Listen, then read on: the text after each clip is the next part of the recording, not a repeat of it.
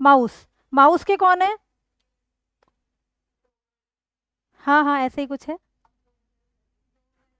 Douglas Engelbart. ठीक है, तो लिख लो इसको। DOUGLAS, Engelbart. ऐसे याद रखना, जो माउस है वो डगलाते रहता है, इसलिए Douglas Engelbart.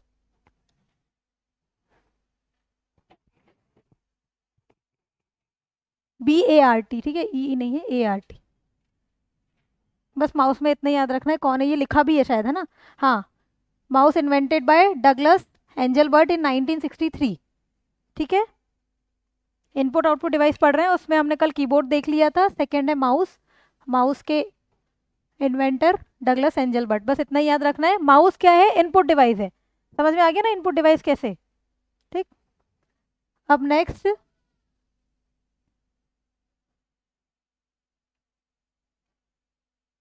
Touch pad. Touch pad, देखो जो यहाँ पे टच पैड टच स्क्रीन जो लिखा है, वो इनपुट डिवाइस भी होगी, आउटपुट डिवाइस भी होगी, क्योंकि देखो हम इनपुट भी दे रहे हैं और उसी में आउटपुट भी आ रहा है। ठीक है, लेकिन अगर हम मॉनिटर की बात करेंगे, हाँ, मॉनिटर की बात करेंगे तो मॉनिटर सिर्फ आउटपुट डिवाइस होता है। तो देखना, एक तो टच स्क्रीन हो गया, दूसरा मॉडेम, वो भी मैं अलग से बताऊंगी। टच स्क्रीन, मॉडेम और फैक्स, ये तीन ऐसे डिवाइस हैं जो इनपुट डिवाइस भी होते हैं और आउटपुट डिवाइस भी होते हैं। ठीक है, अब वो बच्चे जैसे नहीं पूछेगा इनपुट डिवाइस कौन सा है, आउटपुट डिवाइस कौन सा है, लेकिन ये पूछ सकता है इनमें से कौन इनपुट आउटपुट डिवाइस दोनों है। तो एक तो फैक्स होता है, मॉडेम होता है, और तीसरा टच स्क्रीन होती है। मॉडेम और फैक्स कैसे होगा वो मैं बताऊंगी, लेकिन टच स्क्रीन कैसे, कि इनपुट भी दे रहे हैं और आउटपुट भी आ रहा है उसमें। ठीक है ना, क्योंकि टच स्क्रीन में हम लिख पा रहे हैं। मॉनिटर नहीं होगा, मॉनिटर आउटपुट डिवाइस है। ठीक है, कंफ्यूज नहीं होना इसमें। ये टच स्क्रीन और टच पैड में इतना ही है, कुछ ऐसा इंपॉर्टेंट नहीं है किसने इन्वेंट किया, क्या किया, ये जरूरी नहीं है। ठीक है ना। फिर आता है ग्राफिक्स टैबलेट। तो टैबलेट भी इनपुट डिवाइस है। ठीक है, इसमें मैं और कुछ इनपुट डिवाइस बता देती हूँ, वो लिख लो। ट्रैक बॉल वगैरह दिया है क्या इसमें?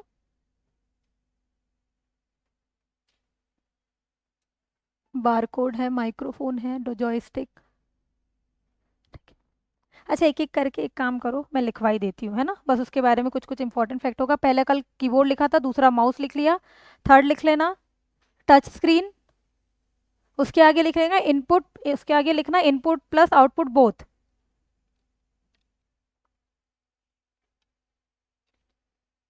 फिर है track ball. Track ball, track ball पता है कैसा होता है?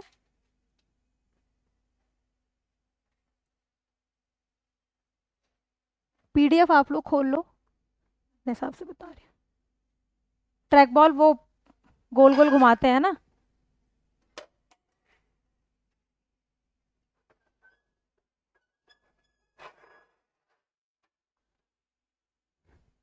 ऐसे होता है ट्रैक बॉल, देखा है?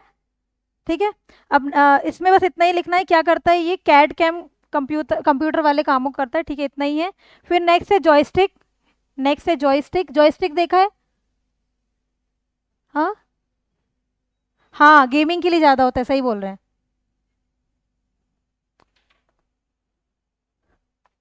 जॉयस्टिक ऐसा होता है, ये देखिए, मेनली गेम खेलते हैं, हाँ ऐसे ही होता है, इनपुट डिवाइस है ये। ठीक है, इनपुट डिवाइस क्या होता है, इनपुट डिवाइस और आउटपुट डिवाइस का मतलब पता है क्या, है ना।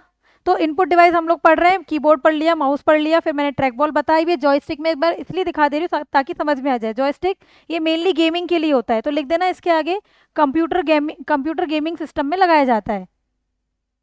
तो पूछा जा सकता है कि गेमिंग के लिए कौन सा इनपुट डिवाइस, तो जॉयस्टिक। फिर है लाइट पेन, ये भी पॉइंटिंग डिवाइस होते हैं।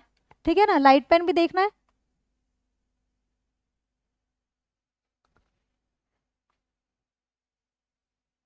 इनपुट डिवाइस कर देती हूँ, वो पूरे दे देगा, है ना।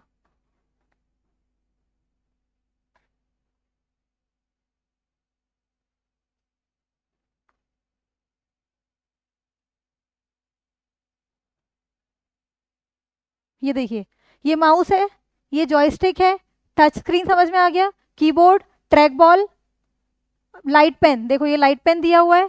ठीक है ना। फिर उसके बाद लाइट पेन में भी ऐसा कुछ नहीं है, बस पॉइंटिंग डिवाइस होता है, इनपुट डिवाइस है, इतना याद रखना। टच स्क्रीन देख लिया। स्कैनर दिया है क्या यहाँ पे? स्कैनर भी दिया हुआ है। स्कैनर आउटपुट डिवाइस तो नहीं समझते ना स्कैनर से, लेकिन प्रिंटर क्या होगा? वो आउटपुट डिवाइस, प्रिंट निकल के आ रहा है तो आउटपुट डिवाइस, लेकिन स्कैनर स्कैन कर रहे हैं हम उसको, इनपुट दे रहे हैं तो इनपुट डिवाइस। ठीक है। फिर और क्या दिया है? माइक्रोफोन। माइक्रोफोन इनपुट होगा आउटपुट होगा?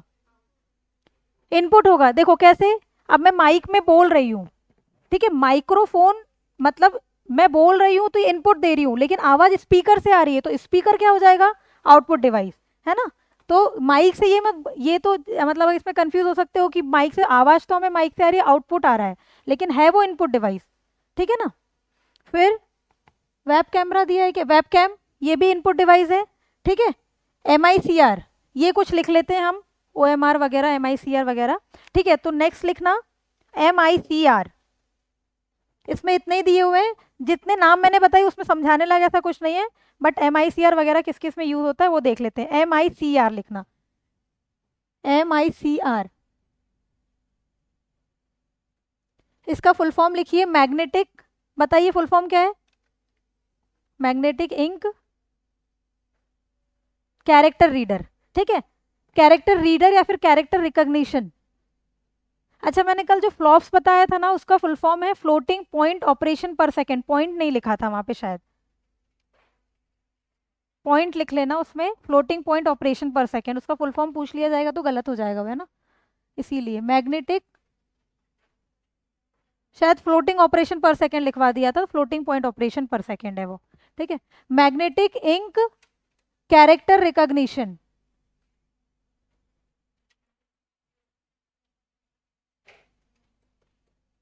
इसका फुल फॉर्म याद रखना,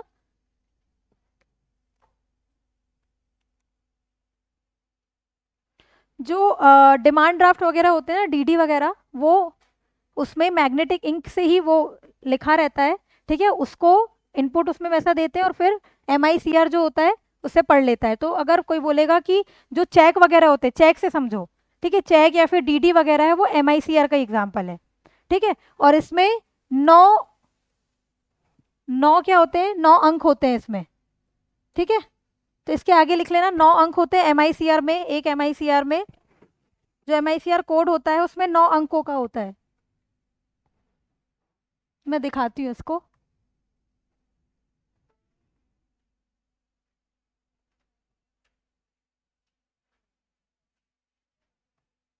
एक कोड होता है MICR, ठीक है।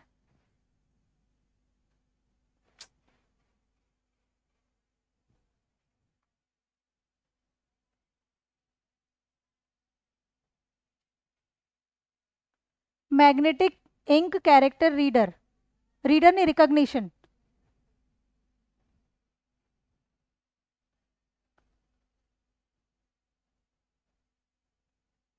देखो ऐसा रहता है, स्कैन कर रहा है ये MICR।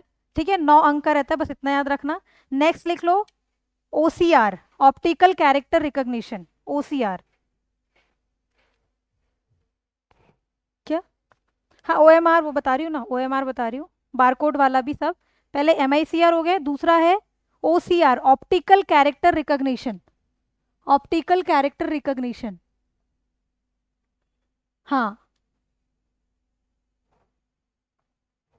ये क्या करेगा, नाम से क्या समझ में आ रहा है?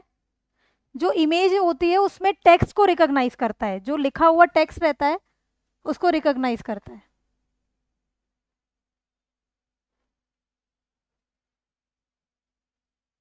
ऐसी होती है OCR device, optical character recognition. Net थोड़ा स्लो चलता है क्या? ये क्या करेगा, कोई भी आपके पास एक पिक्चर है, उसमें अगर टेक्स्ट होगा तो टेक्स्ट को रिकॉग्नाइज करने का काम OCR करता है। ठीक है, optical character recognition, optical device होती है उसके थ्रू। ठीक है, ये भी एक इनपुट डिवाइस है। नेक्स्ट लिखना OMR। OMR सुना है कहीं? हाँ, OMR शीट सी है। ठीक है, OMR optical mark reader, OMR।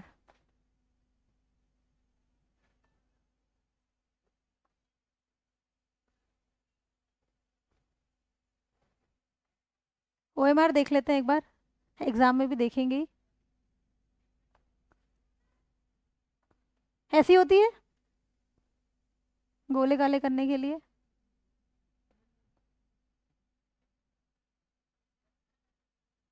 Load धीरे हो रहा है वो। ओएमआर ऐसी होती है, ऑप्टिकल मार्क रीडर।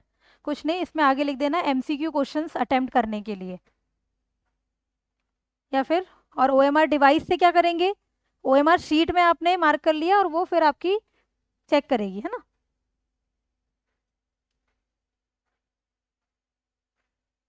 ठीक है। फिर है बारकोड रीडर। बारकोड कहाँ होता है, शॉप्स वगैरह में बारकोड होता है ना। तो नेक्स्ट है बारकोड रीडर, बीसीआर। बीसीआर, ये फोटो ही ब्लर है।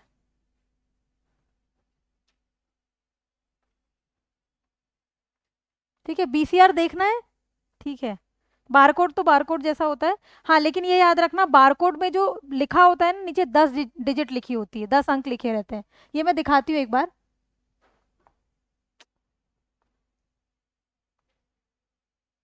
10 लिखे रहते हैं, 13 है। नहीं, कहीं पर 10 भी लिखे रहते हैं, 13 भी लिखे रहते हैं, लेकिन मिनिमम 10 का है। जो 10 वाला है वो मैं दिखाती हूँ, एक सेकेंड।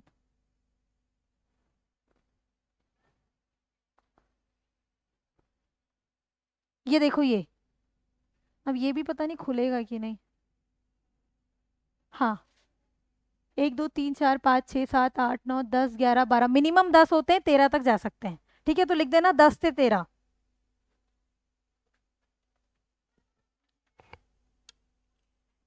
ठीक है, और इसको लिखना, बारकोड का दूसरा नाम है point of sale, POS, point of sale. क्यों, क्योंकि ये रिटेल मतलब व्यापार में यूज होता है, इसका नाम है पॉइंट ऑफ सेल। ठीक है, और इसको प्राइस स्कैनर भी बोला जाता है, प्राइस स्कैनर, प्राइस स्कैन करता है, प्राइस स्कैनर, PRICESCANNER। ठीक है, price scanner. Sale, sale, SALE, sale, point of sale या फिर प्राइस स्कैनर। किस में यूज होगा, तो रिटेल। ठीक है, बीसीआर का फुल फॉर्म बारकोड रीडर। ठीक है, इसमें जो मैक्सिमम मतलब ये जो नीचे लिखे रहते हैं अंक, वो 10 से 13 हो सकते हैं, 10 to 13। ठीक है, और फिर नेक्स्ट लिखना है इसका दूसरा नाम point of sale, point of sale या फिर प्राइस स्कैनर। ठीक है, इनपुट आउटपुट डिवाइस में से बहुत सारा पढ़ाने लायक कुछ नहीं होता, बस फुल फॉर्म और क्या है ये समझने वाली बात होती है ना। फिर एक है बायोमेट्रिक सेंसर। हम एग्जाम देने जाते हैं, ऑनलाइन अगर एग्जाम्स होती है तो पहले बायोमेट्रिक ही होता है ना। ठीक है, बायोमेट्रिक सेंसर लिख लेना नेक्स्ट, बायोमेट्रिक सेंसर। इसमें लिखना generally fingerprint is used, generally fingerprint is used, वो हमारे फिंगरप्रिंट का इनपुट लेता है, इसीलिए वो इनपुट डिवाइस है। ठीक है,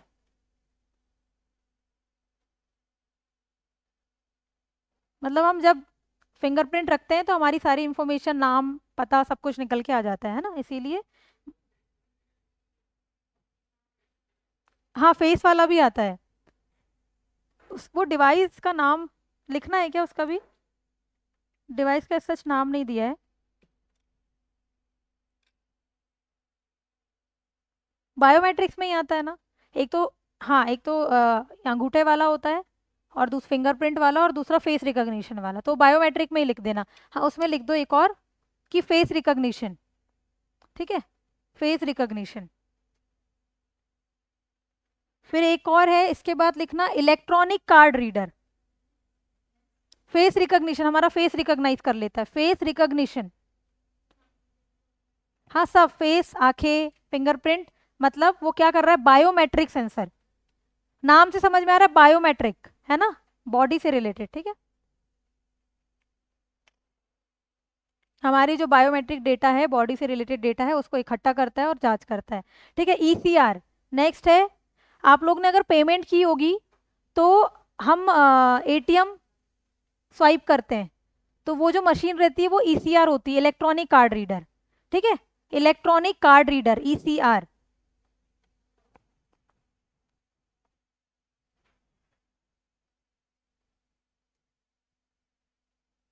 मैं ईसीआर दिखा देती हूँ। देखी होगी आप लोग ने ये तो मशीन।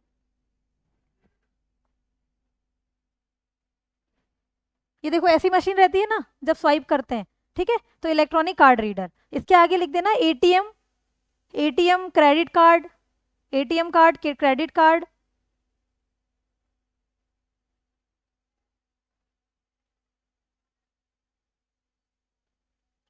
ठीक है इतना। हाँ, और हमने जो मैग्नेटिक इंक कैरेक्टर रीडर लिखा था उसमें जो मैग्नेटिक इंक है मतलब वो आयरन ऑक्साइड से बनी होती है, तो वो लिख लेना वहां पे, ये इंपॉर्टेंट है। ठीक है, मैग्नेटिक इंक को पढ़ता है, कैरेक्टर रीडर है, ठीक है, तो जो मैग्नेटिक इंक है वो किसी, वो इंक किसी से बनी होगी तो वो आयरन ऑक्साइड से बनी होती है। आयरन ऑक्साइड का क्या होता है फॉर्मूला? Fe2O3 होगा ना?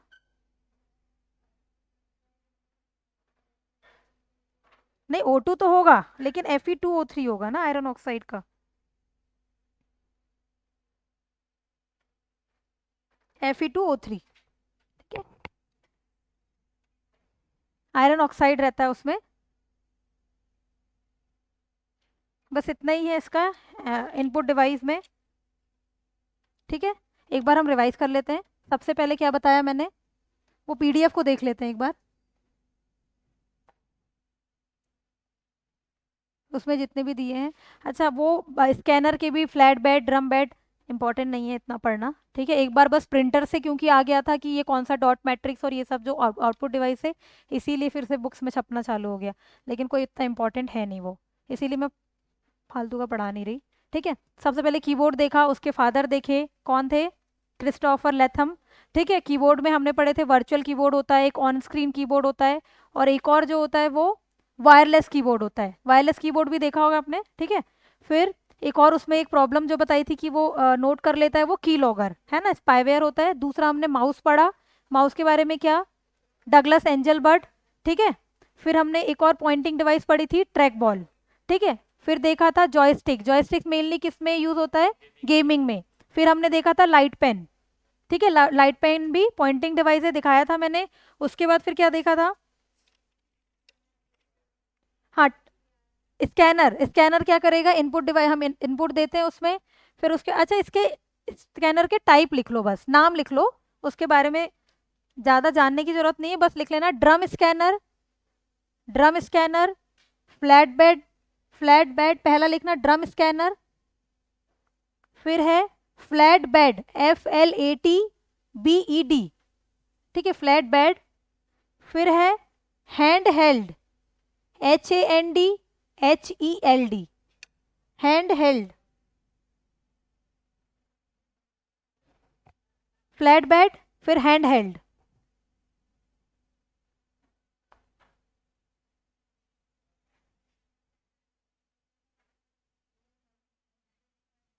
फ्लैट बेड, फिर हैंड हेल्ड, और पहला लिखा था मैंने ड्रम। एक और है sheet fed, SHEETFED, sheet fed. ये स्कैनर के बस टाइप्स हैं, यहाँ पे होगा भी, ये लिखा है कौन सा है, फ्लैट, फ्लैट बेड है और ड्रम है, ठीक है। टच स्क्रीन तक देख लिया था, फिर स्कैनर है, फिर नेक्स्ट क्या है, बारकोड रीडर। बारकोड रीडर के बारे में हमने क्या पढ़ा, सबसे पहले तो किस किस में यूज होगा ये, व्यापार वगैरह में, है ना। और 10 से 13 इसमें जो लेटर्स होते हैं, एक बारकोड 13 अंकों का होता है जो 4 मुख्य भागों में विभाजित होता है, लेकिन मिनिमम 10 भी हो सकते हैं, 10 से 13 याद रखना, ठीक है। और क्या बताया था बारकोड में, इतना ही था ना। हाँ, इसको क्या कहा जाता है, पॉइंट ऑफ सेल और प्राइस स्कैनर, क्योंकि प्राइस स्कैन करता है। फिर उसके बाद माइक्रोफोन, माइक्रोफोन कैसे, इनपुट डिवाइस है, वो हमारे ऑडियो रिकॉर्ड करता है, फिर हमें जो आवाज आती है वो स्पीकर से आती है, तो स्पीकर क्या हो जाएगा, आउटपुट डिवाइस, ठीक है। फिर वेब कैमरा, ये ऑडियो वीडियो कैप्चर करता है। फिर जॉयस्टिक हमने देखा था गेमिंग में। फिर है बायोमेट्रिक इनपुट डिवाइस, मतलब बायोमेट्रिक सेंसर वगैरह, ठीक है। फिर उसके बाद गेम कंट्रोल, तो गेम कंट्रोल भी एक इनपुट डिवाइस है, यहाँ पे अलग ही नाम लिखा हुआ है, गेम कंट्रोल कोई ऐसी डिवाइस नहीं होती है, ठीक है। फिर हमने पढ़ा था इलेक्ट्रॉनिक कार्ड रीडर, किस में काम आएगा वो, एटीएम क्रेडिट कार्ड वगैरह। और एक और पढ़ा था जो चेक, चेक और डीडी चेक करता है, मतलब उसका इनपुट लेता है, वो MICR था, मैग्नेटिक इंक कैरेक्टर रीडर, जो मैग्नेटिक इंक है वो किससे बनी है? आयरन ऑक्साइड से बनी है। और एक क्या पढ़ा था उसमें, कितने, हाँ 9 डिजिट्स का होता है। ठीक, अब नेक्स्ट हम पढ़ेंगे आउटपुट डिवाइस।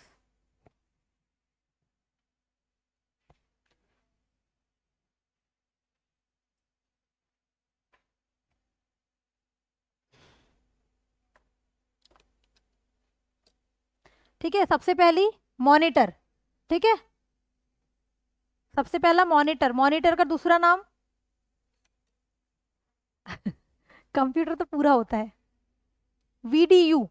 वीडीयू पता है? वीडीयू भी बोला जाता है मॉनिटर को, विजुअल डिस्प्ले यूनिट। मैं लिख दे रही हूँ इधर, मॉनिटर का दूसरा नाम वीडीयू। ठीक है, visual display unit. Virtual virtual नहीं है, विजुअल है। ठीक है, वहां पे वर्चुअल भी होगा ऑप्शन में, विजुअल डिस्प्ले यूनिट। अच्छा, मॉनिटर हमको सॉफ्ट कॉपी दिखाएगा, हार्ड कॉपी देगा? सॉफ्ट कॉपी देगा ना। Printer hard copy. किसी किसी किसी को यही समझ नहीं आता कि हार्ड कॉपी क्या होती है, सॉफ्ट कॉपी क्या होती है। पता है ना, आप पीडीएफ जो पढ़ रहे हो वो सॉफ्ट कॉपी, अगर उसका प्रिंट निकल जाए तो हार्ड कॉपी। ठीक, फिर है प्रिंटर, वही पेपर आउटपुट देते हैं, हार्ड कॉपी दे देता है। नेक्स्ट लिखना है इसमें मॉनिटर के बाद प्रिंटर। अच्छा, मॉनिटर की वो लिख लें क्या अपन, पिक्सल साइज वगैरह ये लिख लेते हैं। ठीक है, प्रिंटर के पहले कुछ लिख लो। मॉनिटर, मॉनिटर में जैसे अगर कोई पिक्चर डिस्प्ले हो रही है तो उसका साइज क्या है, सबसे पहले लिखना पिक्सल। पिक्सल के बारे में पढ़ लेते हैं, पिक्सल। अगर हम कोई पिक्चर देख रहे हैं तो बोलते हैं ना पिक्सल फट रहा है इसका, बोलते हैं ना, तो पहले लिखना पिक्सल। पिक्सल क्या होता है?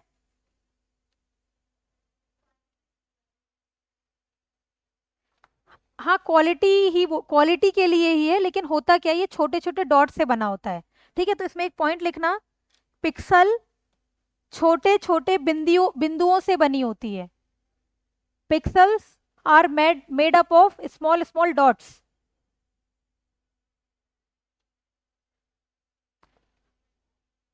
और नेक्स्ट पॉइंट बहुत इंपॉर्टेंट है, पिक्सल इमेज की सबसे छोटी यूनिट होती है। पिक्सल इमेज की सबसे छोटी यूनिट होती है।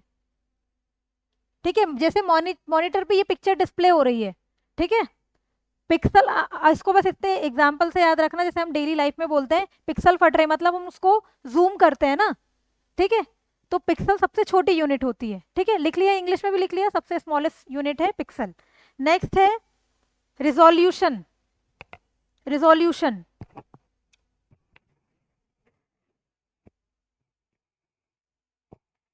ठीक है, बहुत सारे पिक्सल्स मिलकर रेजोल्यूशन बनाते हैं।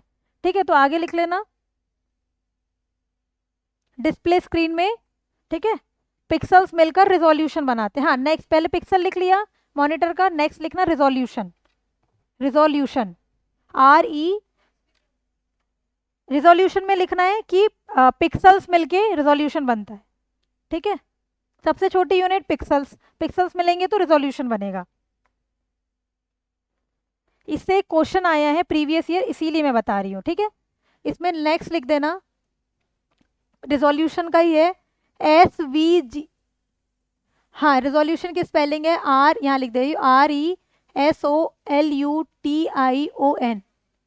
ये मैं इसलिए पढ़ा रही हूँ क्योंकि प्रीवियस ईयर में ये क्वेश्चन आ चुका है, SVGA। ठीक है, पहले तो SVGA का फुल फॉर्म लिखिए, रिजोल्यूशन में ही है। हाँ, रिजोल्यूशन के अंदर देखो पिक्सल्स मिलके एक रिजोल्यूशन बन गया। ठीक है, फिर SVGA का फुल फॉर्म लिखिए, super video graphics, super video graphics array.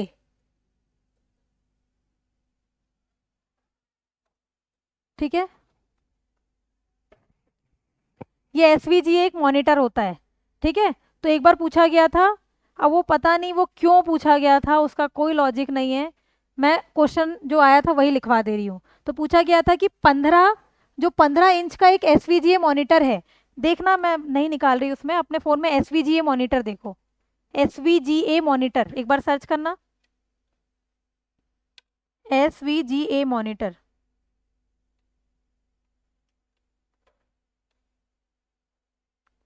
है ना। तो पूछा ये गया था, एक तरीके का ही मॉनिटर ही है, पूछा ये गया था कि अगर हम 15 इंच का मॉनिटर खरीदते हैं तो उसका रेजोल्यूशन साइज कितना है। और ये हम कहीं भी पढ़ेंगे, मिलता नहीं है, बहुत डीपली पढ़ना पड़ेगा, लेकिन क्वेश्चन आ गया था इसलिए लिख लेना। इसमें नेक्स्ट पॉइंट लिख लेना कि 15 इंच का एसवीजीए, 15 इंच एसवीजीए का रिजोल्यूशन, ठीक है। मैं बता रही हूँ रिजोल्यूशन, इसका रिजोल्यूशन एक तरीके का साइज समझ लो, ठीक है। 1024 इंटू 768 पिक्सल्स, मतलब इतने पिक्सल मिला के वो रेजोल्यूशन बना एसवीजीए, 15 इंच के एसवीजीए के। नहीं दिख रहा है क्या?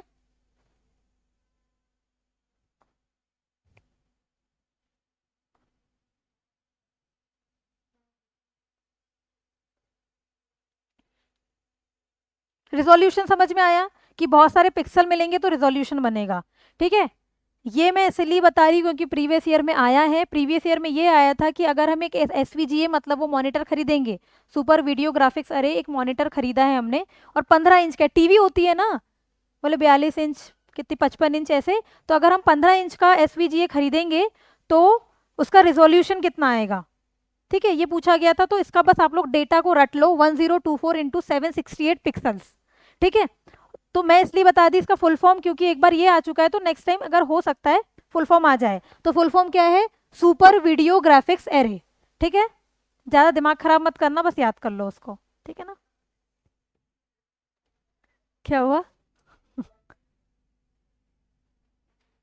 क्योंकि किसी से नहीं बना था, मुझसे भी नहीं बना था, किसी से नहीं बना था, वो क्वेश्चन के लिए हम कुछ नहीं कर सकते, हम सिर्फ जो दिया है उसको पढ़ सकते हैं।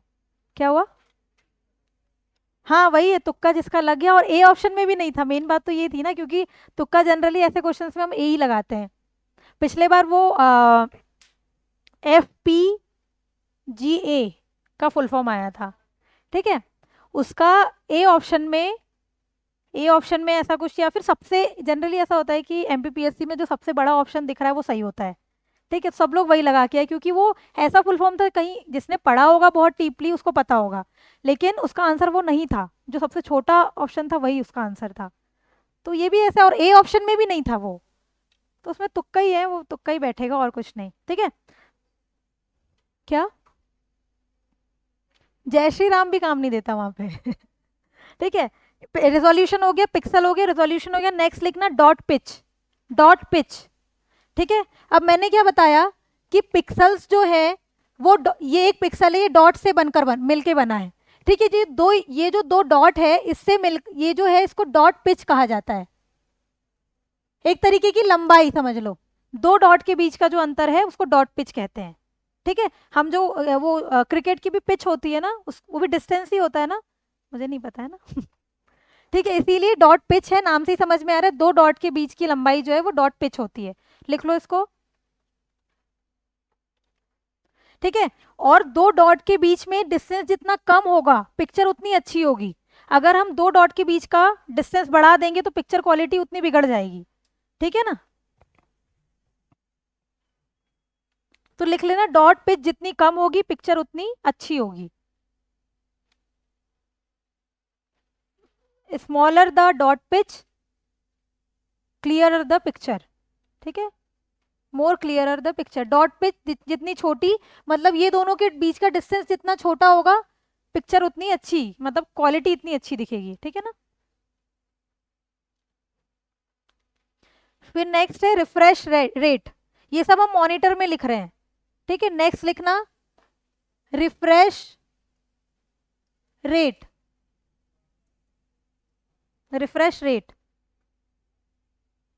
क्या होता है? पिक्सल्स अपने आप को बार बार रिफ्रेश करते हैं, ठीक है। तो रिफ्रेश रेट जो होगा वो जितना कम होगा पिक्चर उतनी अच्छी होगी, और रिफ्रेश रेट अगर बढ़ेगा तो पिक्चर की क्वालिटी भी बिगड़ जाएगी, ठीक है। तो इसमें लिख देना पिक्सल द्वारा एक सेकंड में, नहीं मॉनिटर एक सेकंड में कितनी बार सूचना को रिफ्रेश करता है, वो रिफ्रेश रेट है,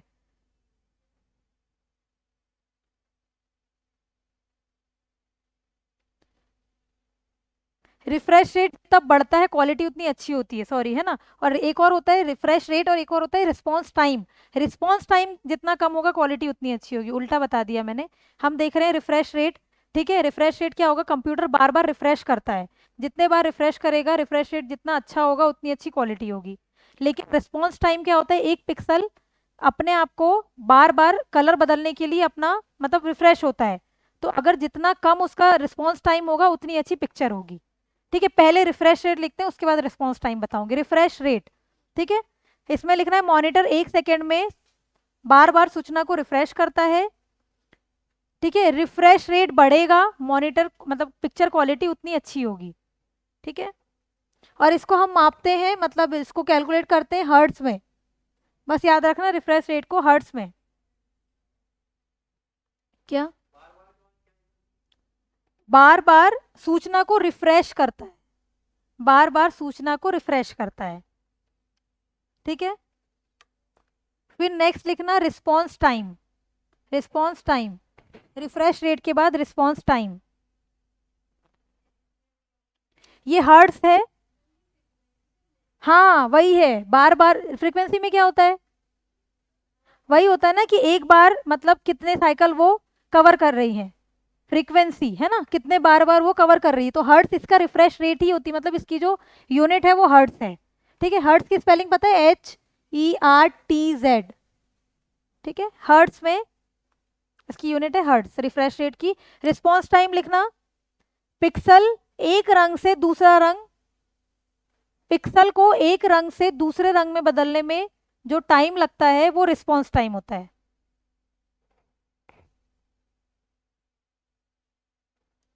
रिस्पॉन्स, फिर नेक्स्ट लिखना रिस्पॉन्स टाइम कम, पिक्चर अच्छा, उतना अच्छा।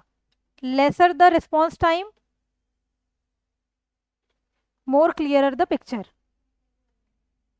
हाँ, पहले मैंने क्या बोला, एक रंग को दूसरा रंग बदलने में जो टाइम लगता है, हाँ। The time taken by pixels, time taken by pixels to change from one colour to another colour, time taken by pixels to change from one colour to another colour, यही रिस्पॉन्स टाइम होता है, ठीक है। थोड़ा सा सब कचरा हो गया होगा ना, मैं एक बार फिर से बता देती हूँ सारों पांचों चीजें।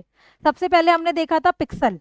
पिक्सल क्या होता है, सबसे छोटी यूनिट होती है किसी भी इमेज की, छोटे छोटे पॉइंट्स जो होते हैं इमेज में, उससे मिलकर क्या बनेगा, रिजोल्यूशन बनेगा। रिजोल्यूशन में मैंने एसवीजीए इसलिए पढ़ा है क्योंकि प्रीवियस ईयर क्वेश्चन था। रिजोल्यूशन में एक एसवीजीए पढ़ा, उसका full form super video graphics array, एक तरीके का मॉनिटर होता है, ठीक है, वीडियो डिस्प्ले करने के लिए। तो पूछा यह गया था कि 15 इंच का जो एसवीजीए है उसका रिजोल्यूशन साइज क्या होगा, तो 1024 इंटू 768 इतने पिक्सल से वो रिजोल्यूशन बनेगा, ठीक है। इतना हो गया।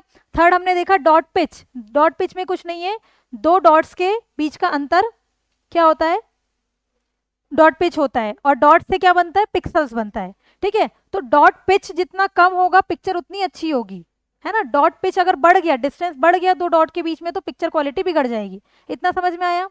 फिर नेक्स्ट हमने पढ़ा रिफ्रेश रेट। रिफ्रेश रेट क्या होता है कि जो कंप्यूटर है, मॉनिटर है, वो बार बार रिफ्रेश करता है अपनी सूचना को, जितने बार वो रिफ्रेश करेगा पिक्चर उतनी अच्छी आएगी, मतलब आउटपुट उतना अच्छा आएगा।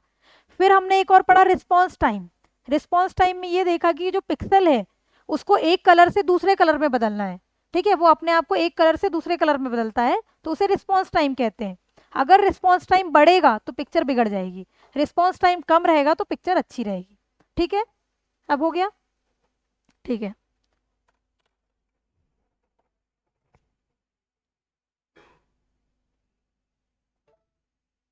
पता नहीं ये क्वेश्चन क्यों आ गया था, इसीलिए इतना पढ़ना पड़ रहा है, वरना जरूरत नहीं थी इनपुट आउटपुट डिवाइस में इतना पढ़ने की।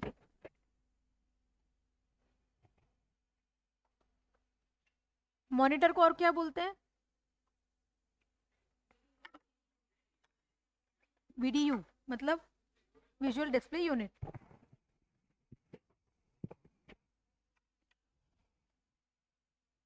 नेक्स्ट है प्रिंटर।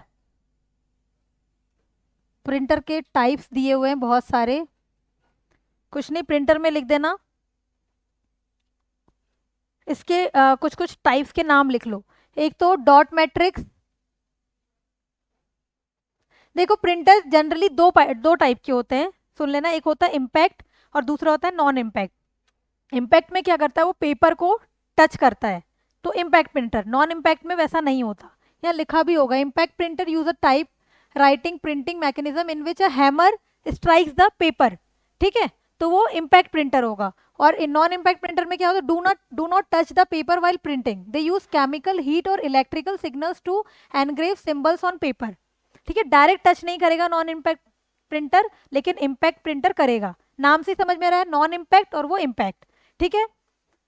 फिर ये और भी टाइप्स है, डॉट मैट्रिक्स, डेजी व्हील, इनके बस नाम लिख लो आप लोग, ठीक है, इनके बस नाम लिख लो। डॉट मैट्रिक्स, अंदर पढ़ने की जरूरत नहीं है, बस लिख लेना डॉट मैट्रिक्स। नेक्स्ट है Daisy wheel, Daisy wheel, Daisy wheel. फिर है लाइन प्रिंटर्स, ये प्रिंस लिखा हुआ है, वो प्रिंटर है ना, प्रिंटर्स है, लाइन प्रिंटर्स। लाइन प्रिंटर क्या करता है, वो लाइन बाय लाइन प्रिंट करता है, मतलब पहले एक लाइन फिर दूसरी लाइन, तो ये लाइन प्रिंटर होता है ना।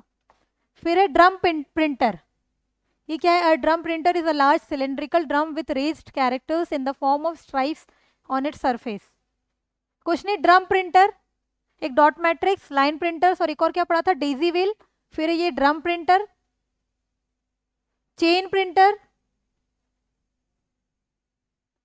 एक प्रिंट चेन होती है इसमें, ठीक है। हाँ,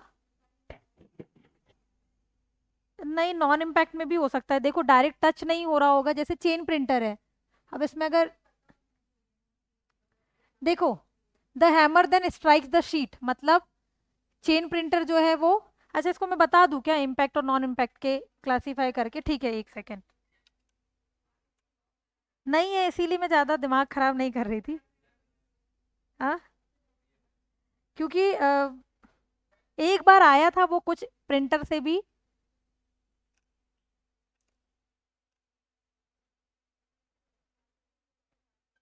ठीक है,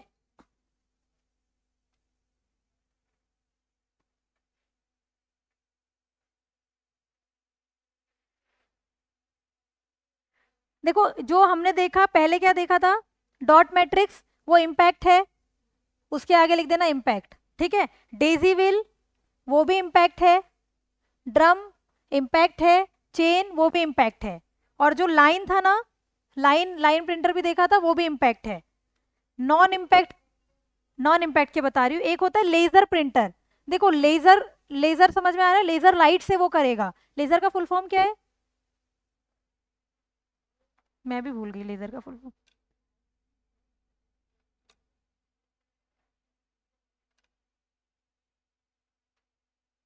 light amplification by stimulated emission of radiation, ठीक है।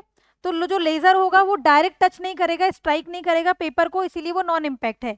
और एक और होता है ink jet printer, ink jet printer यहाँ पे होगा नीचे, ये देखिए, ये जो इंक जेट प्रिंटर है, works by flowing tiny droplets of liquid on to paper, ठीक है, टू क्रिएट टेक्स्ट और इमेजेस, मतलब वो भी डायरेक्ट टच नहीं कर रहा है, ड्रॉपलेट्स गिरा रहा है, जिससे इमेजेस और टेक्स्ट क्रिएट हो रहा है, ठीक है, समझ में आ गया। हाँ, ये लेजर प्रिंटर तो ये नॉन इम्पैक्ट है। LED printer also use toner and a rotating drum and are somewhat similar to laser printers, मतलब ये भी नॉन इम्पैक्ट होगा, ठीक, इतना ही है प्रिंटर में। लगे तो मैं बता देती हूँ। हाँ, देखो हमने, ठीक ठीक, प्रिंटर देखा, ठीक है, प्रिंटर के दो, एक तो इम्पैक्ट और एक नॉन इम्पैक्ट। इम्पैक्ट का मतलब डायरेक्ट स्ट्राइक कर रहा है पेपर पे, ठीक है,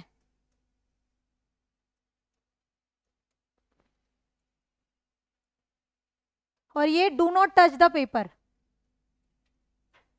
ये इतनी इंग्लिश चल जाएगी ना हिंदी मीडियम में, चल जाएगी ना, हाँ, do not touch the paper, क्योंकि आईसीटी थोड़ा सा टेक्निकल टर्म वाला है, और इसमें हिंदी, हाँ हिंदी वैसे भी, इंग्लिश हिंदी मीडियम वालों को भी उतनी हिंदी नहीं समझ में आती, ठीक है। इम्पैक्ट के हमने क्या क्या देखे थे एग्जांपल्स, एक तो ड्रम, डॉट मैट्रिक्स, हाँ बोलिए, बोलिए, नहीं नहीं मैं आपको नहीं, ऑनलाइन में बोलिए। क्या बोल? अच्छा, रिफ्रेश रेट के बाद में लिंक चला गया। ठीक है ठीक है। रिफ्रेश रेट के बाद मैंने बस रिस्पॉन्स टाइम बताया था, और उसके बाद हम लोग प्रिंटर पढ़ रहे हैं।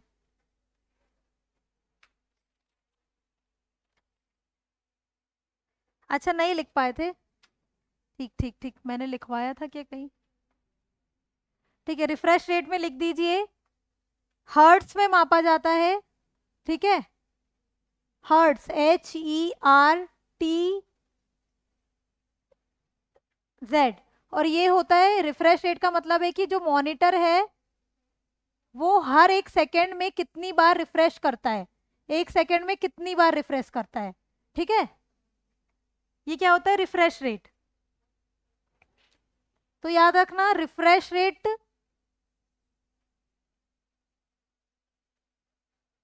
जितना अच्छा होगा, ठीक है, क्वालिटी उतनी ही अच्छी होगी। रिफ्रेश रेट जितना अच्छा, क्वालिटी उतनी ही अच्छी।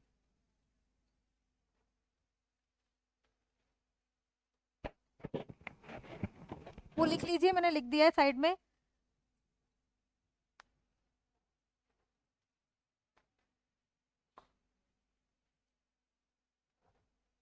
ठीक है, उसके बाद मैंने बस रिस्पॉन्स टाइम बताया था।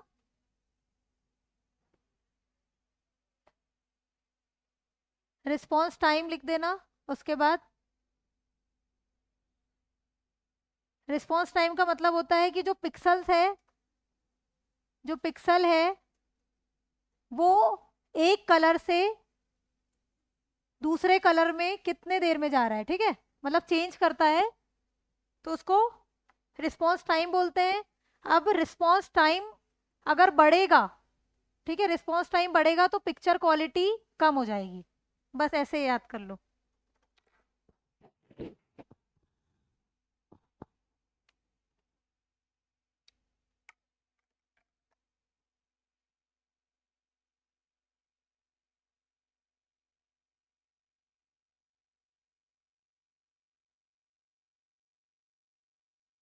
अभी तो कंप्यूटर में कुछ भी नहीं पढ़ा है हमने, जो क्वेश्चंस आते हैं। हाँ, ये बेसिक ही चल रहा है। अब बेसिक को मैं थोड़ा जल्दी करूँगी क्योंकि क्वेश्चंस यहाँ से कम ही आते हैं। जो है वो इसके बाद हम लोग इलेक्ट्रॉनिक्स को छोड़ देंगे।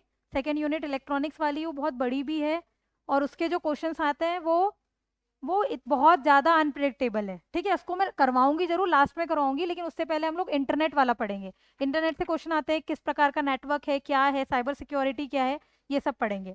ठीक है, एआई से क्वेश्चन अच्छे आते हैं, रोबोटिक्स से आते हैं, ई गवर्नेंस से आते हैं, तो हम वैसे पढ़ लेंगे। ठीक है, ये एक दो क्लास में और ये कंप्लीट हो जाएगा। उसके बाद मैं फिर भी कोशिश करती हूँ कल मैं कंप्लीट कर दूँ, है ना? हो गया। मैं बस प्रिंटर बता रही थी। ठीक है, इम्पैक्ट प्रिंटर जो पेपर को टच करते, ड्रम, डॉट मैट्रिक्स, और क्या क्या थे? लाइन, लाइन, चेन, और डेजी व्हील, है ना, डेजी व्हील। ठीक है, यहाँ के कौन थे नॉन इम्पैक्ट के? लेजर और इंकजेट। इसमें क्या करता है इंकजेट प्रिंटर? इंक को पेपर पर गिराकर इमेजेस और टेक्स्ट क्रिएट करता है। बस इतना ही है प्रिंटर में। नेक्स्ट है प्लॉटर। ये ऑनलाइन में समझ में आ गया, प्रिंटर।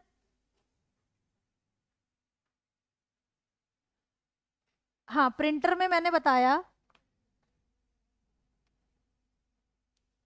ये देखिए, प्रिंटर दो प्रकार के होते हैं, इम्पैक्ट और नॉन इम्पैक्ट।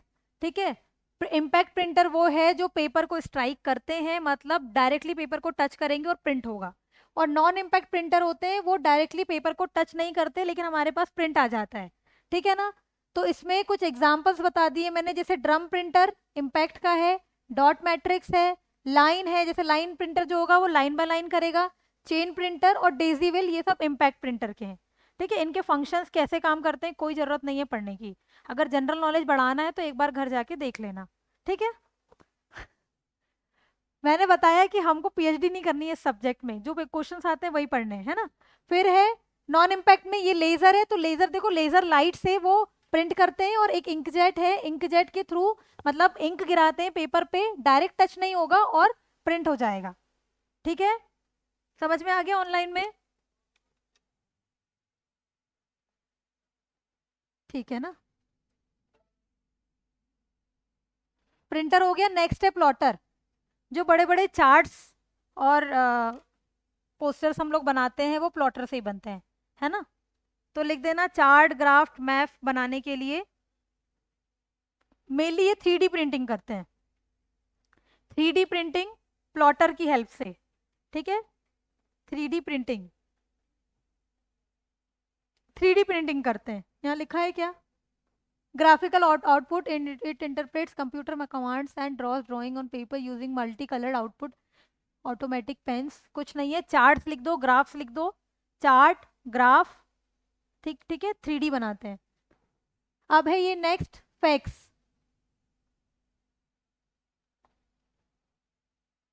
फैक्स मशीन देखी है आपने?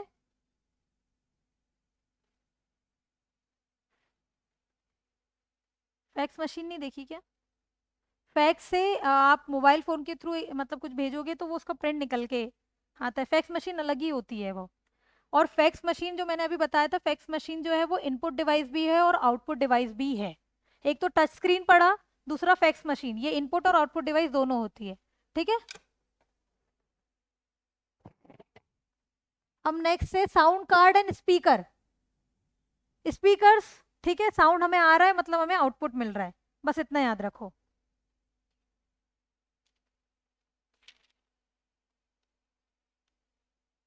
हेडफोन क्या होगा, इनपुट होगा आउटपुट होगा? आउटपुट होगा ना। ईयरफोन्स हेडफोन्स, क्योंकि आउटपुट हमें मिल रहा है, गाने मतलब हम कुछ भी सुन पा रहे हैं। ठीक है, अब नेक्स्ट लिख दो, ये इनपुट और आउटपुट डिवाइस हो गई। नेक्स्ट इनपुट, मतलब ऐसे बना लेना, input and output device device both. ठीक है, जो इनपुट भी है और आउटपुट भी है। पहला तो टच स्क्रीन, तीन ही है इसलिए याद रखना, ठीक है? सेकेंड अभी हमने देखा फैक्स मशीन, फैक्स, ठीक है? और एक और होता है मॉडेम। मॉडेम क्या है, फुल फॉर्म बताओ पहले तो। मॉडेम, मॉडेम लिखिए फिर मैं बताती हूँ।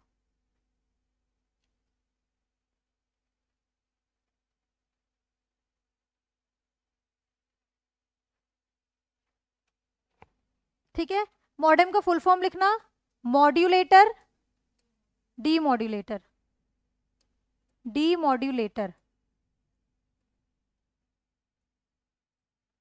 डीमॉड्यूलेटर, ठीक है? क्या काम करता है मॉडेम? नहीं दिख रहा है क्या इधर? हटा दो इसको, अच्छा ऊपर कर देती हूँ, हाँ ओके।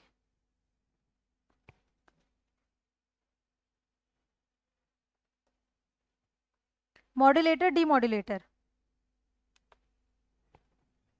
देखो जो मॉड्यूलेटर है वो डिजिटल सिग्नल को एनालॉग में कन्वर्ट करेगा। डिजिटल सिग्नल समझ में आ रहे हैं? डिजिटल जो सिग्नल्स है उसको एनालॉग सिग्नल्स में कन्वर्ट करेगा। और जो डीमॉड्यूलेटर है ये क्या करेगा, एनालॉग सिग्नल्स को डिजिटल में, तो इसके आगे लिख लेना एनालॉग टू डिजिटल सिग्नल्स।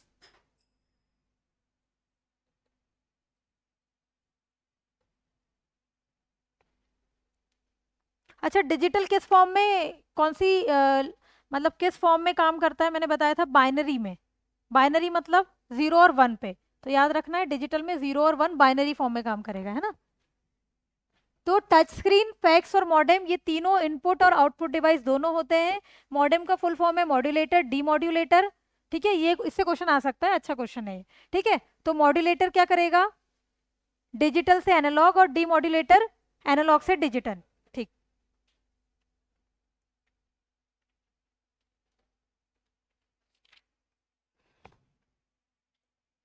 हो गया यहाँ पे इनपुट आउटपुट डिवाइस।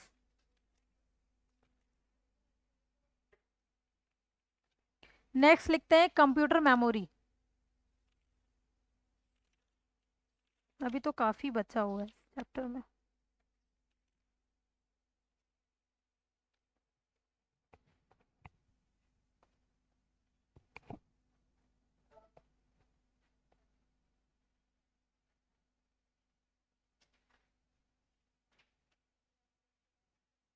देखो इसमें तो ALU और ये सब के भी प्रकार और क्या क्या दे दिया है, बिल्कुल नहीं पढ़ना है ना।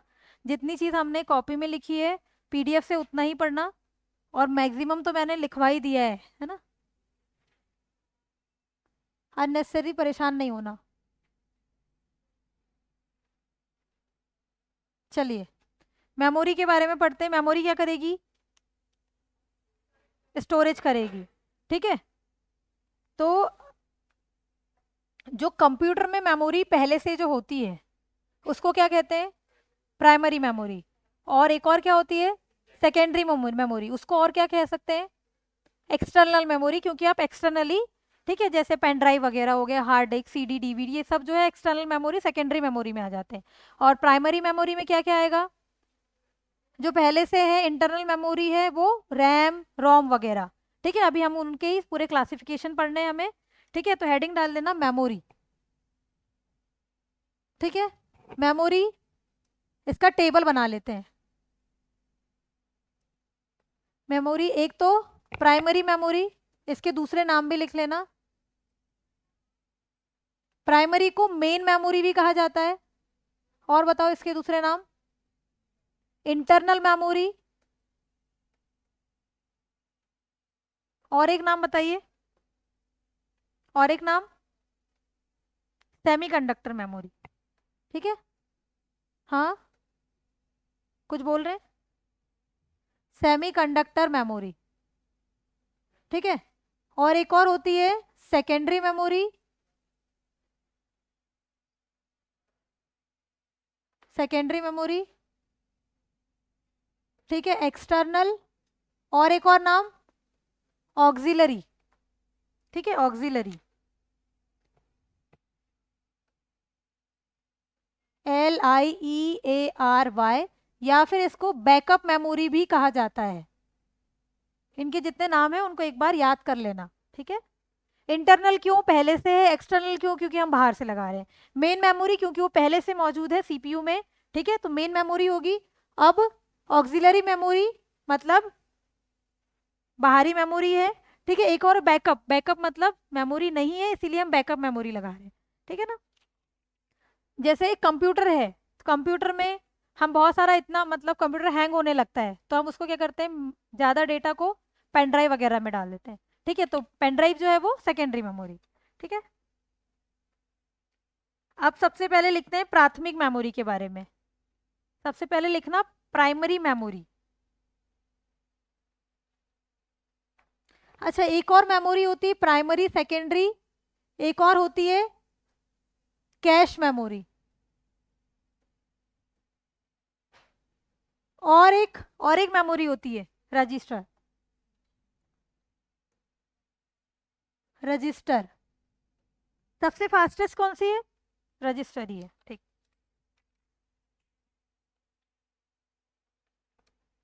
होती सबसे छोटी है रजिस्टर। नहीं, रजिस्टर होती है। कैश और रजिस्टर दोनों मिलेगा आपको ऑप्शन में, लेकिन रजिस्टर लगाना है। ठीक है, आपका क्वेश्चन बिल्कुल सही है। ये क्वेश्चन आता है रजिस्टर है कि कैश है, कैश भी बोला जाता है लेकिन कैश से भी ज़्यादा फास्ट रजिस्टर है। हाँ, सबसे फास्ट होती है। सबसे छोटी होती है लेकिन सबसे फास्टेस्ट होती है। ठीक, तो सबसे फास्टेस्ट की बात करेंगे तो सबसे पहले रजिस्टर, फिर कैश मेमोरी, फिर सेकेंडरी, फिर प्राइमरी, ऐसे बना लो।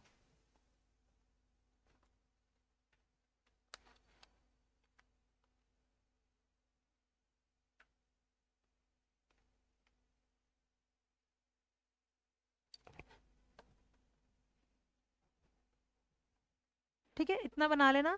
फिर हम प्राइमरी मेमोरी के बारे में थोड़ा सा लिख लेते हैं। प्राइमरी मेमोरी कहाँ लगी रहेगी? मदरबोर्ड में लोकेटेड है। ठीक है, तो उसके आगे लिख देना मदरबोर्ड में लोकेटेड है।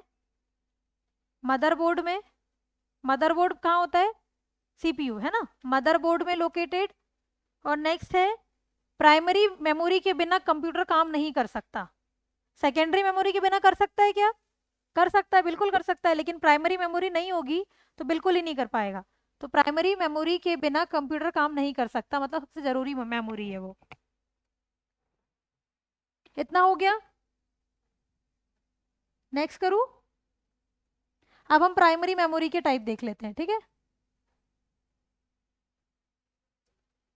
पहला रैम, रैम का full form random access memory, ROM, ROM का रीड ओनली मेमोरी। अब रैम में भी क्या क्या है, ठीक है, ऐसा बना लो फिर मैं बताती हूँ।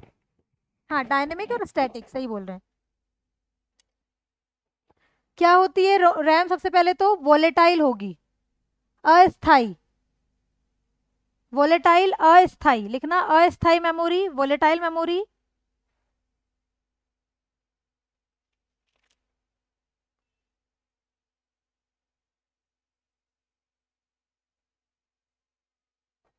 इसमें डेटा को रीड और राइट दोनों कर सकते हैं, है ना, रीड एंड राइट बोथ।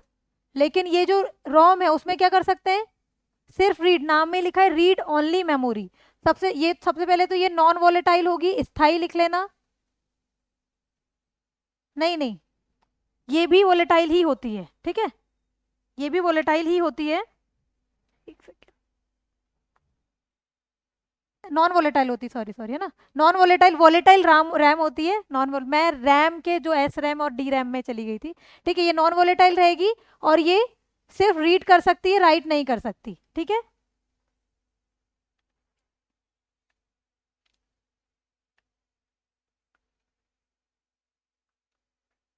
इतना हो गया। अब इसके टाइप्स लिख लेते हैं, कौन से हैं। एक तो एस रैम लिख लेना, static random access memory, S RAM. और दूसरा डी रैम, डी रैम मतलब डायनेमिक रैंडम एक्सेस मेमोरी। ये लिखो फिर मैं बताती हूँ।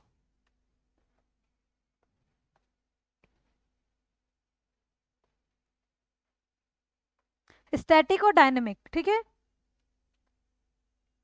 जो स्टैटिक है ये कैपेसिटर से बनती है, सॉरी ट्रांजिस्टर से बनी होती है, ठीक है, याद रखना। जो स्टैटिक रैम है वो ट्रांजिस्टर से बना है, ठीक है, और जो डायनेमिक है वो कैपेसिटर से बना है। इसमें ये पॉइंट इंपॉर्टेंट है, ठीक है। स्टैटिक वाला जो है वो ट्रांजिस्टर से बना होता है और जो डायनेमिक रैम है वो कैपेसिटर से बना है। पढ़ा था कहीं कैपेसिटर और ट्रांजिस्टर से बना है, ये फैक्ट पढ़ा है तुमने। हाँ, लेकिन ये जनरली बुक में नहीं मिलता है, आने के चांसेस है कि जो एस रैम है वो किससे बना है, ट्रांजिस्टर्स, और डी रैम कैपेसिटर। अच्छा, हम जो मोबाइल फोन यूज करते हैं, लैपटॉप यूज करते हैं, उसमें कौन सा रैम होता है, स्टैटिक होता है कि डायनेमिक होता है, डायनेमिक होता है, ठीक है। तो उसके एग्जाम्पल्स लिख लो। सबसे पहले स्टैटिक में, स्टैटिक का एग्जाम्पल है जैसे जो शेयर मार्केट है ना, शेयर मार्केट लिख लेना, शेयर मार्केट कंप्यूटर्स में स्टैटिक रैम होता है।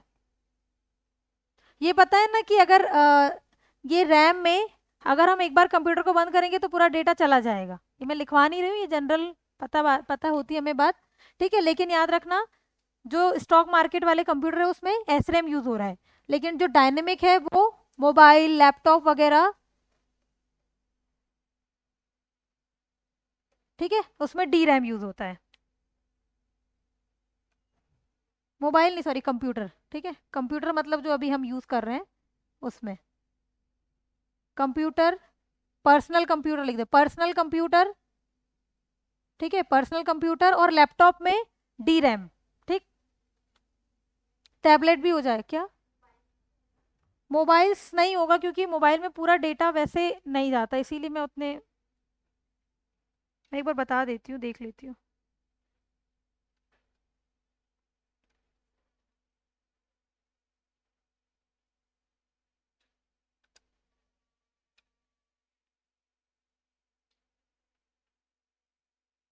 इसमें भी डी रैम होगा, ठीक है, डी रैम होगा मोबाइल में, डी रैम, स्टैटिक नहीं है, डी रैम है। हाँ, यहाँ पे भी लिख देना, मोबाइल भी लिख दो।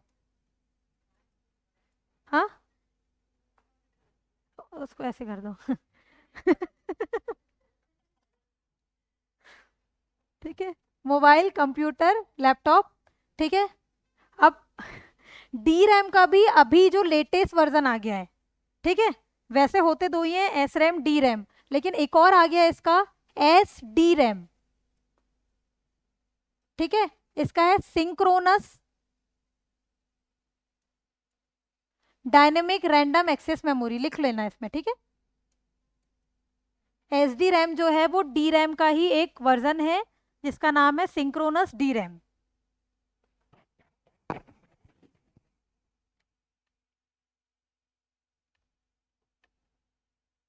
ठीक है, इतना हो गया। हाँ, एस रैम किससे बना है? ट्रांजिस्टर। डी रैम किससे बना है? Capacitor. Mobile phone, laptop, personal computer सब में डी रैम। स्टॉक मार्केट वैसे वाले कंप्यूटर्स पे एस रैम, क्योंकि स्टैटिक। ठीक है, अब नेक्स्ट हम रोम वाला पढ़ लेते हैं। एक तो रोम में क्या होगा, हम एक बार कंप्यूटर बंद करेंगे, डेटा चला जाएगा क्या? नहीं जाएगा, क्योंकि वो नॉन वोलेटाइल मेमोरी है। ठीक है, फिर लिखना इसमें, इसमें डेटा को लिखा नहीं जा सकता। ठीक है, सिर्फ रीड करते हैं। पहला है इसका PROM, क्या फुल फॉर्म है? Programmable read only memory. Programmable read only memory.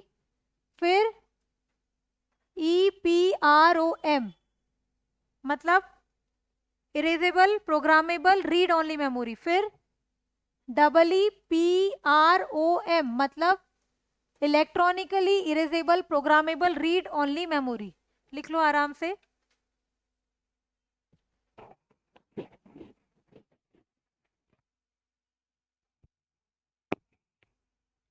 कोई दिक्कत, कोई परेशानी, कोई डाउट?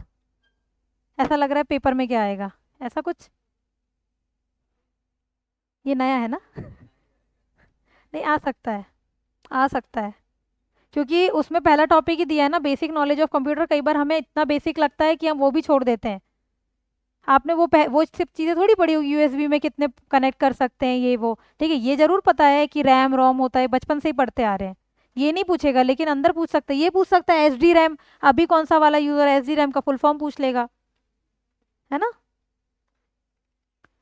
इसका erasable programmable read only memory, electrical electrically erasable programmable read only memory. देखो, प्रोग्रामेबल रीड ओनली मेमोरी, पीआरओएम में एक बार डेटा लिखेंगे, मिटा सकते हैं क्या? नहीं मिटा सकते। ठीक है, इसमें बिल्कुल नहीं मिटा सकते। फिर इसमें मिटा सकते हैं क्या? क्योंकि नाम में ही erasable programmable read only memory. कैसे मिटाएंगे? कैसे मिटाएंगे? यूवी रेस से मिटाएंगे। तो लिख लेना, यूवी रेस से, यूवी रेस से डेटा को मिटाया जा सकता है। अब कुछ और गलत करके राइट करना है क्या? क्या हुआ? बोलो बोलो। क्यों हंसी आई? मुझे भी हंसना है, बताओ। ठीक है, अब है electronically erasable read only memory, मतलब इसको इलेक्ट्रॉनिकली मिटाया जा सकता है, और इसको जो इरेजेबल को यूवी रेस से मिटाया जा सकता है। ठीक है,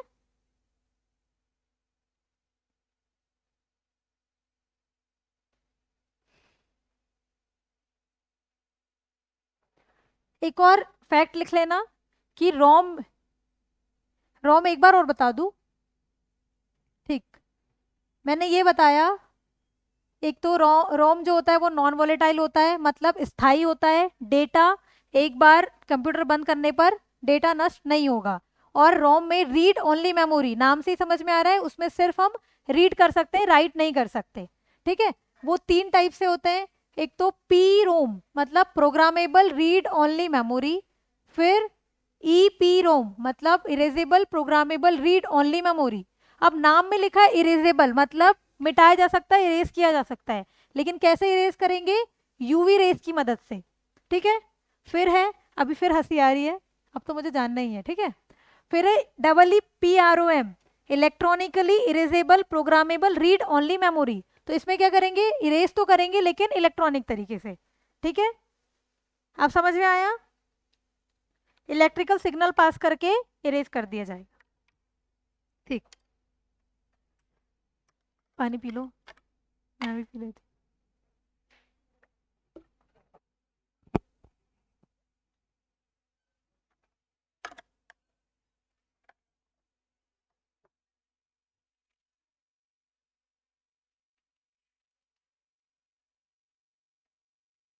सेकेंडरी मेमोरी भी कर लेते हैं।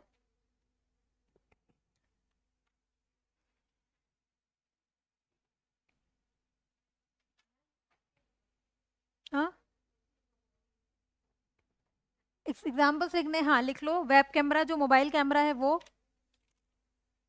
डिजिटल कैमरा जो होता है वो, ठीक है। एक काम करना, इसके अलग अलग करके लिख लेते हैं, ठीक है। ये जो प्रोग्रामेबल रीड, इसमें वीडियो गेम आ जाएगा, वीडियो गेम आ जाएगा इसमें, ठीक है। पहले PROM में लिख देना, प्रोम में वीडियो गेम, ठीक है। फिर इरेजेबल जो है इसका लिखना, इसमें एक ट्यूनर कार्ड होता है,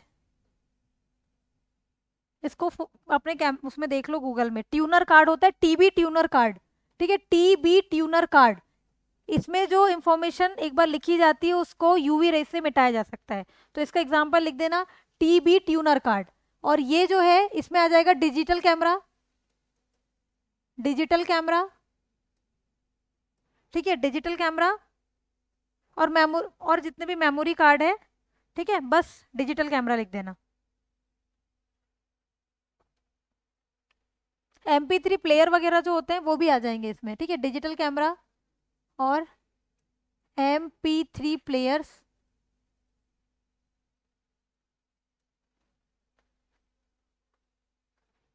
MP3, ठीक है, इधर, ठीक। प्रोग्रामेबल रीड ओनली मेमोरी के एग्जांपल वीडियो गेम वगैरह, ठीक है। इलेक्ट्रिकली मतलब इरेजेबल प्रोग्रामेबल का टीबी ट्यूनर कार्ड, ये आ सकता है, ये थोड़ा सा अलग है, इसीलिए याद रखना, टीबी ट्यूनर कार्ड और electrically erasable programmable read only memory के डिजिटल कैमरा और MP3 प्लेयर। अब नेक्स्ट हम पढ़ेंगे सेकेंडरी मेमोरी।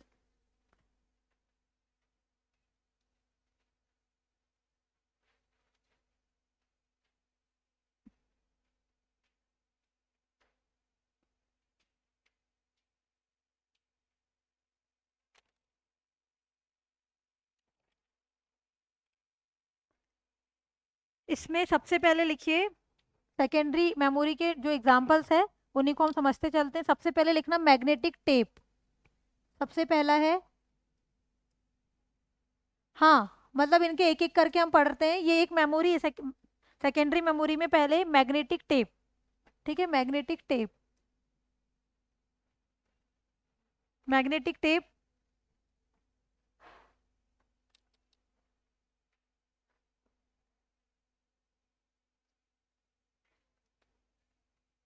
ये सबसे पहली बनने वाली मैग्नेटिक मेमोरी, पहला पॉइंट लिखना, सबसे पहली मैग्नेटिक मेमोरी है मैग्नेटिक टेप, ठीक है।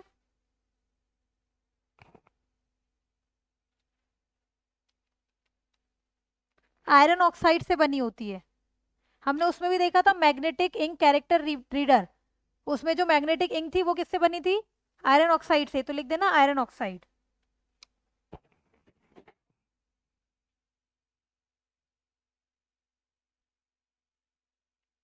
ठीक है। फिर नेक्स्ट लिखना hard disk, hard disk, hard disc,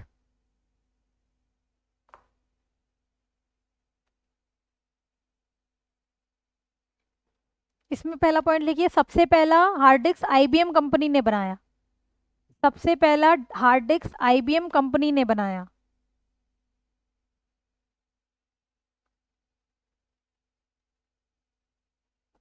ठीक है।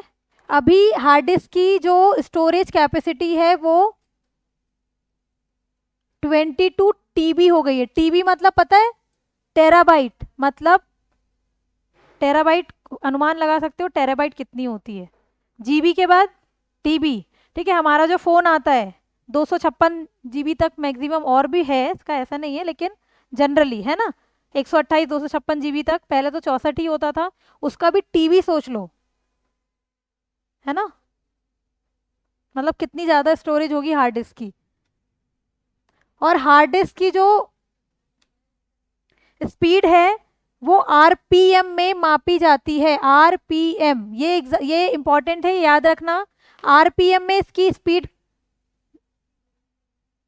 हाँ, RPM में इसकी स्पीड नापी जाती है, इसका फुल फॉर्म रिवॉल्यूशन पर मिनट, रिवॉल्यूशन पर मिनट, ठीक है।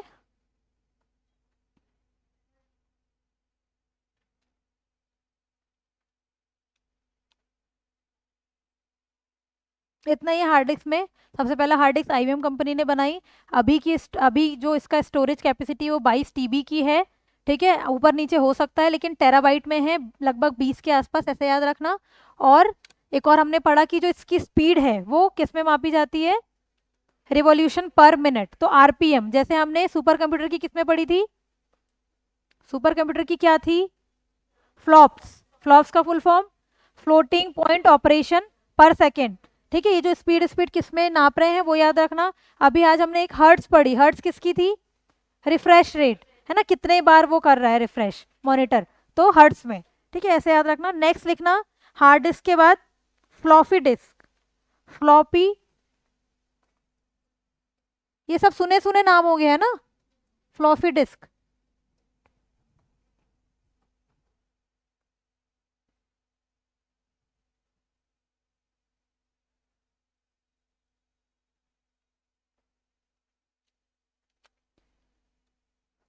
इसका लिखना छोटे प्रोग्राम को स्टोर करने के लिए, छोटे प्रोग्राम को स्टोर करने के लिए फ्लॉपी डिस्क, छोटे प्रोग्राम को स्टोर करने के लिए फ्लॉपी डिस्क। और बस इतना याद रखना कि एक फ्लॉपी डिस्क डिस्क है, ऐसी कुछ होती है ये। ठीक है, इसके जो बीच में होल होता है इसको इंडेक्स कहते हैं।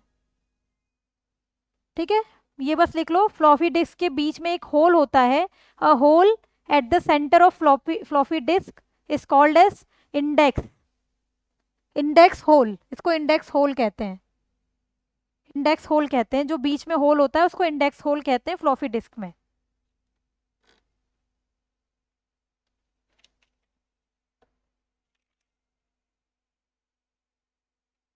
सेकेंडरी मेमोरी भी कर लेते हैं, फिर ही क्लास छोड़ूंगी आज, अभी टाइम है ना, क्योंकि कल नया टॉपिक स्टार्ट करेंगे, ये सब अब जल्दी से कंप्लीट करना है। इसके आगे लेकिन इंटरेस्ट आएगा जब हम इंटरनेट वगैरह पढ़ेंगे ना, और इंटरेस्टिंग है ये, तो अभी थोड़ा सा थ्योरी थ्योरी हो जा रहा है, बोरिंग सा। ठीक है, नेक्स्ट लिखना सीडी, सीडी, सीडी का फुल फॉर्म क्या है, compact disc, CD, compact disc, compact disc.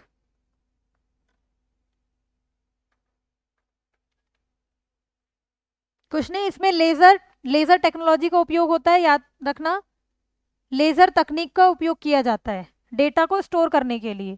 Laser technology is use to store data, laser technology is use to store data.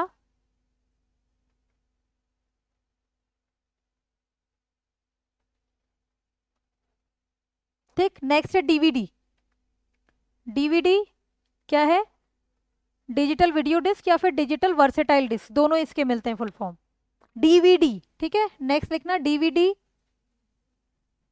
Digital video disc या फिर versatile disc, दोनों ही मिलेंगे, ये video की जगह वर्सेटाइल भी मिल जाता है, डिजिटल वीडियो डिस्क या फिर वर्सेटाइल डिस्क, VIDEO। ठीक है,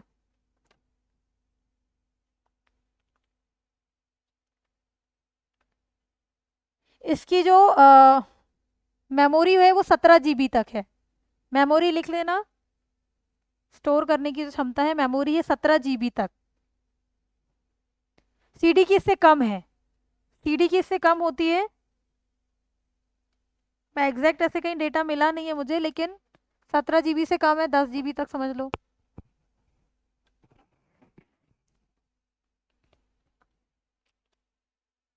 इसमें फिर नेक्स्ट लिखना, डेटा पढ़ने के लिए, डेटा पढ़ने के लिए लेजर बीम का प्रयोग किया जाता है, लेजर बीम का, लाल रंग का होता है लेजर बीम।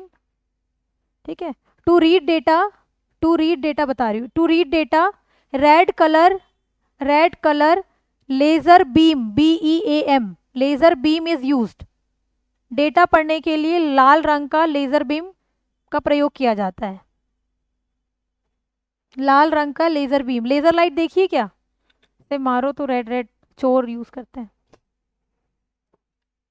सब बच्चे अच्छे सब यूज करते हैं क्या क्या लेकिन जो वो तो वो एकदम बचकानी वाली होती है, जो रियल में लेज़र लाइट होती है, अगर वो आँख में पड़ जाए तो अंधे भी हो सकते हैं। ठीक है, तो बस याद रखना डीवीडी में जो लेज़र लाइट है वो रेड कलर की लेज़र बीम यूज़ हो रही है। नेक्स्ट है BRD, BRD Blu ray disc, BRD Blu ray disc. ठीक है, ब्लू रे डिस्क।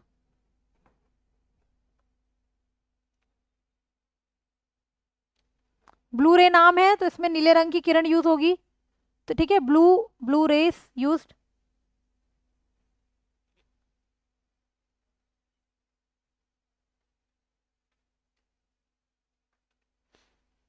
इतना ही लिखो। नेक्स्ट लिखो HVD, BD में इतना ही था, BRD में। ठीक है, नेक्स्ट है HVD holographic versatile disc, HVD, HVD holographic versatile disc, holographic versatile disc.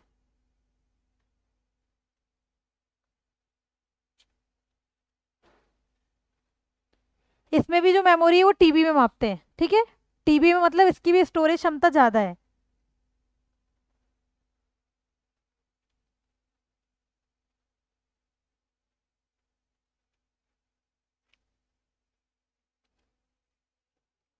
ठीक है, अब हमने जो पढ़े हैं ना अभी जितने भी डिस्क, उसमें देख लेते हैं सबसे ज्यादा किसकी है। सबसे ज्यादा किसकी देखी थी?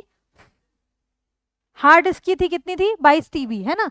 तो सबसे ज्यादा हार्ड डिस्क की, फिर उसके बाद HVD की है, अभी लिखा ना टीबी में नापते हैं, HVD की, फिर BRD की, BRD की, फिर DVD की, फिर CD की, और सबसे कम फ्लॉपी डिस्क की। ऐसे बना लो, सबसे कम फ्लॉपी डिस्क की। सबसे ज्यादा HD मतलब हार्ड डिस्क, हार्ड डिस्क, फिर holographic versatile disc, BRD Blu ray disc, DVD digital versatile digital video disc, फिर कॉम्पैक्ट डिस्क और फ्लॉपी डिस्क। बस याद रखिएगा इसको। नेक्स्ट लिखना, नेक्स्ट डिवाइस है मेमोरी कार्ड। सेकेंडरी डिवाइस ही पढ़ रहे हैं हम, secondary memory, memory card, memory card. उसके आगे लिख दो, इसको मल्टीमीडिया कार्ड भी कहते हैं। ठीक है, तो आगे लिख देना मल्टीमीडिया कार्ड। मेमोरी कार्ड देखे हैं ना आपने? ठीक है, मल्टीमीडिया कार्ड या फिर मेमोरी कार्ड वही होते हैं। फिर मेमोरी कार्ड, मल्टीमीडिया कार्ड, और एक और है पेन ड्राइव।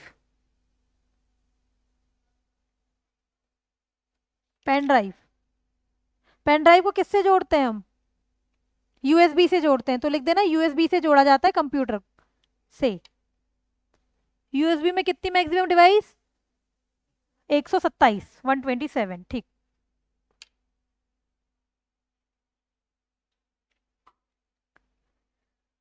बस इतना ही है। दो और लिख लेते हैं, रजिस्टर और कैश मेमोरी, तो यहाँ पे मेमोरी कंप्लीट हो जाएगी, है ना? नेक्स्ट लिखना कैश मेमोरी।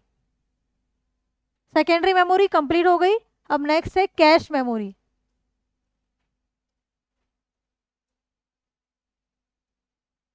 कैश मेमोरी, ठीक है, जो कैश मेमोरी है वो कहाँ लगी रहती है? CPU में। ठीक है, CPU में लगी रहती है।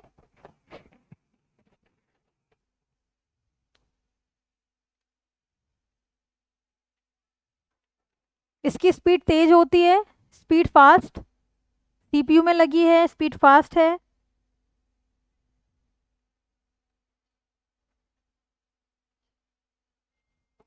ठीक है, और याद रखना मेन मेमोरी का हिस्सा होती है ये। CPU में लगी है इसीलिए वो मेन मेमोरी का हिस्सा है, part of main memory, part of main memory. CPU में लगी है, पार्ट ऑफ मेन मेमोरी है, और फास्टेस्ट, फास्ट है। ठीक है, इससे भी ज्यादा फास्टेस्ट है नेक्स्ट रजिस्टर्स, रजिस्टर्स। ठीक है, ये मुख्य मेमोरी का भाग नहीं होते हैं, ये सबसे मेन पॉइंट है। ये मेन मेमोरी का पार्ट नहीं होते, not a part of main memory, मुख्य मेमोरी का भाग नहीं होते हैं।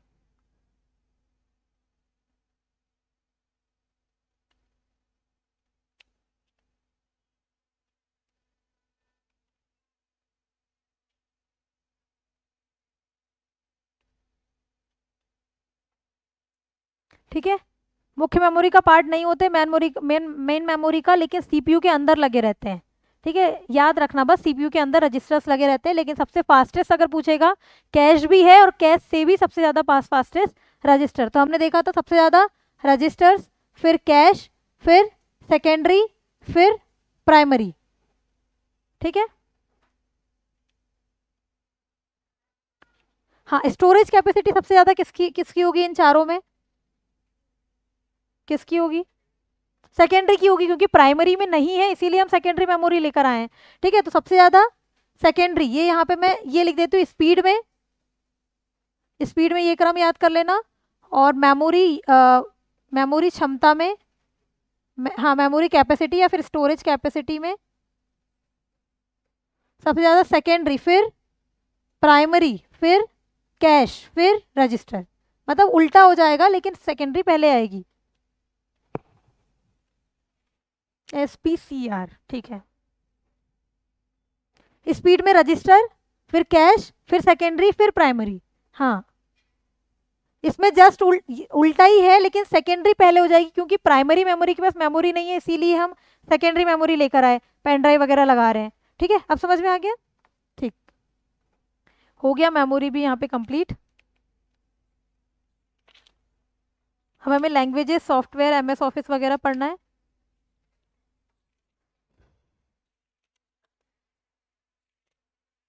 बोलिए बोलिए।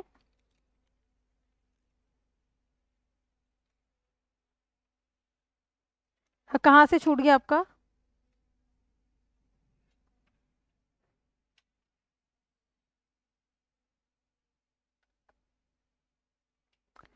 पेन ड्राइव से? पेन ड्राइव मैंने बताया था कि वो सेकेंडरी मेमोरी, उसके बाद हमने क्या पढ़ा था पेन ड्राइव के बाद? हाँ, कैश मेमोरी और रजिस्ट्रार ही पढ़ा है। कैश में मैंने बस बताया है कि ये मेन मेमोरी का पार्ट होती है, मेन मेमोरी का पार्ट है ये, और रजिस्टर मेन मेमोरी का पार्ट नहीं होते। ठीक है, और मैंने बस इतना बता दिया, स्पीड में सबसे ज्यादा फास्टेस्ट रजिस्टर्स, फिर कैश मेमोरी, सेकेंडरी और प्राइमरी। उसके बाद मेमोरी कैपेसिटी में मैंने सीक्वेंस बता दिया, सबसे ज्यादा सेकेंडरी मेमोरी में मेमोरी होती है, मतलब स्टोरेज होता है, फिर प्राइमरी में, फिर कैश में, फिर रजिस्टर्स में। सिर्फ इतना ही बताया अभी।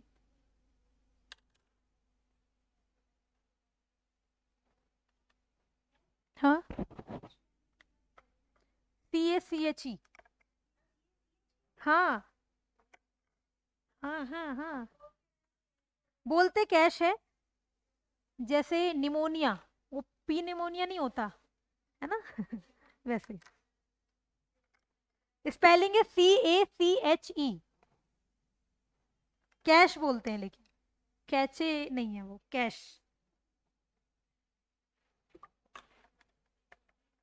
हाँ है, जैसे केमिस्ट्री, केमिस्ट्री होना चाहिए, है ना, लेकिन ऐसा है नहीं। ठीक है,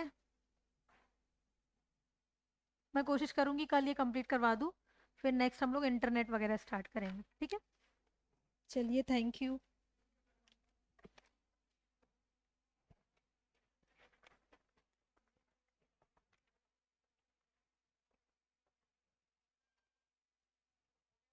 हाँ।